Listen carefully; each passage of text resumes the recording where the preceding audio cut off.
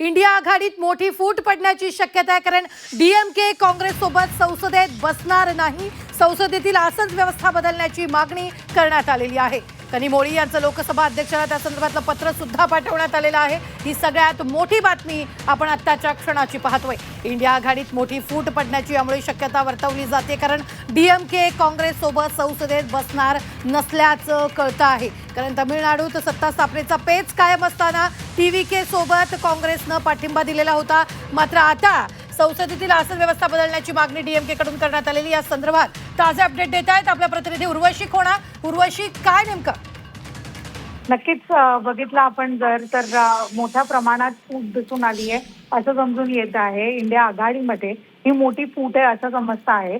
ज्या प्रकाराने सध्या तमिळनाडूमध्ये जी एक पार्श्वभूमी समजून येते, डीएमकेने ज्या प्रकाराने टीव्हीकेला सपोर्ट करताना दिसलं आणि तिथे काँग्रेसचा कुठे ना कुठे एक विरोध केला किंवा ज्या प्रकाराने काँग्रेसने टीव्हीकेला सपोर्ट केला आणि डीएमके ला कुठे ना कुठे एक अलायन्सला तोडलं असं समजून येतं.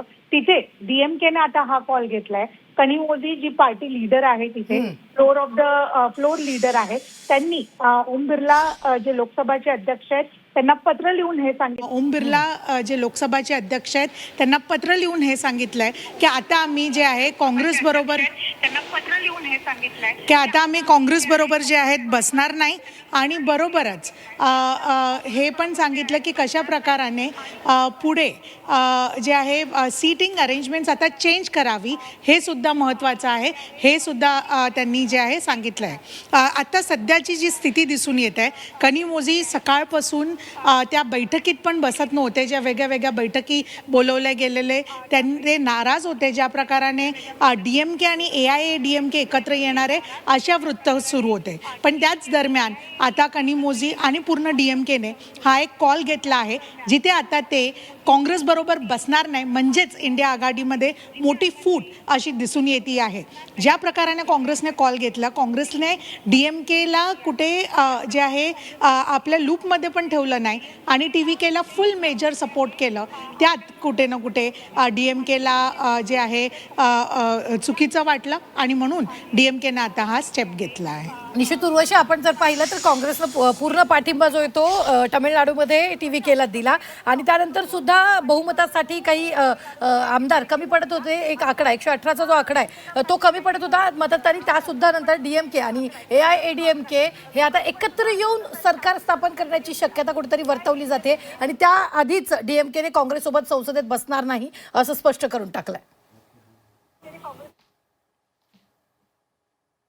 नक्कीच. इनफॅक्ट तमिळनाडूमध्ये मला वाटते की जेव्हापासून आपल्याला स्वातंत्र्य मिळालं आहे तेव्हापासून अशी हंग असेंब्ली कधीच दिसली नाही आहे. पहिल्यांदा अशी हंग असेंब्ली दिसली आहे. आणि ज्या प्रकाराने डीएमके आणि AIADMK न वळता विजय ज्या प्रकाराने दिसलं, पण तो विजय अजून पूर्णपैकी विजय झाला नाही आहे. तो पराजय झाला आहे का हा सुद्धा प्रश्न आहे. कारण की अजूनपर्यंत विजय यांच्याकडून इतक्यांदा गव्हर्नर हाऊसकडे जाऊन, राजभवनात जाऊन गव्हर्नरला भेटून जितक्यांदा त्यांनी मेजॉरिटीसाठी सांगितलं आहे, तर गव्हर्नरने नेहमी आकड्यांबद्दल विचारलं आहे की तितके आकडे आहेत का, 118 हा आकडा आहे का, ते अजूनपर्यंत प्रूव्ह झाला नाही आहे. कालच्याच 24 तासात आपण बघितलेलं की 3दा विजय हे गव्हर्नर हाऊसमध्ये गेले.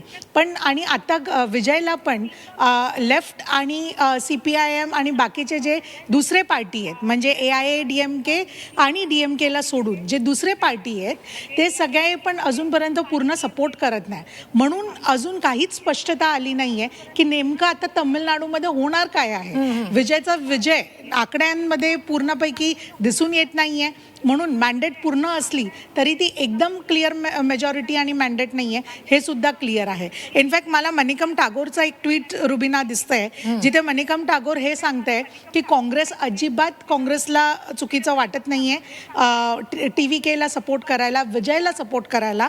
कारण की जनतेचा कौल होता असा आणि त्याचा आदर काँग्रेस करते आणि म्हणून काँग्रेसने जाहीरपणे टीव्हीकेचा सपोर्ट दाखवलाय आणि विजयचा सपोर्ट दाखवलाय असं काँग्रेसचं जस्टिफिकेशन आहे. अगदी उर्वशी.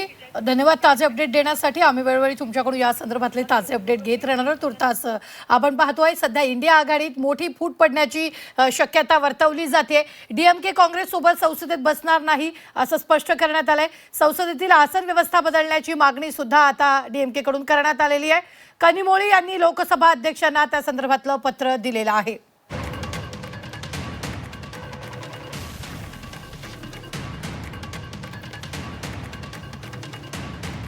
तर आपण पाहतो इंडिया आघाडीत आता मोठी फूट पडण्याची शक्यता. एकीकडे तमिळनाडूत सत्ता स्थापनेचा पेच कायम असताना दुसरीकडे कट्टर विरोधक असलेले डीएमके आणि एआयडीएमके हे आता एकत्र येण्याची शक्यता कुठेतरी वर्तवली जाते. मात्र त्याआधीच डीएमके काँग्रेससोबत संसदेत बसणार नाही, कारण संसदेतील आसन व्यवस्था बदलण्याची मागणी करण्यात आली. तर दुसरीकडे काँग्रेसनं टीव्हीकेला पाठिंबा दिल्यामुळेच आता डीएमकेनं हा निर्णय घेतल्याचं बोललं जात आहे.